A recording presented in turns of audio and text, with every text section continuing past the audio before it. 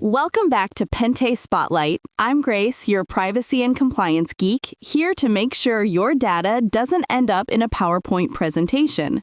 And I'm Joshua, your tech enthusiast who loves seeing how AI transforms business, sometimes brilliantly, sometimes disastrously. Today's headline: Qualcomm just bought Arduino, the open-source electronics legend adored by makers and students everywhere. Yup, the chip giant just went shocking in the DIY aisle. It's like Elon Musk buying Etsy. I'm already twitching.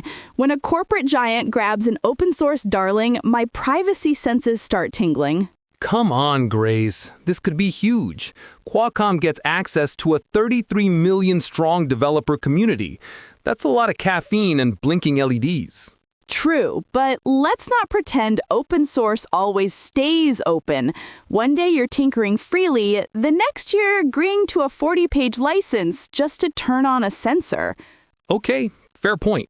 But imagine Arduino boards with real AI power, edge computing, machine learning, even robotics. Your fridge could finally learn you're out of ice cream. Great. Another device spying on my midnight snacking habits. Grace, we noticed you opened the fridge at 2 a.m. again? From a business view, though, it's smart. Students can prototype with Arduino and then scale using Qualcomm's industrial modules. That's garage to global, baby. As long as security scales, too. More devices mean more data, and more data means, well, more headaches for people like me. Qualcomm says Arduino stays independent, but with corporate funding and faster innovation. Sounds like the best of both worlds. Or the calm before the subscription storm. I'm waiting for Arduino Pro Plus Cloud Max. However you slice it, it's a bold move that makes edge AI more mainstream. Yep, a win for innovation if they keep the spirit of openness alive. All right, folks, that's your quick tech update.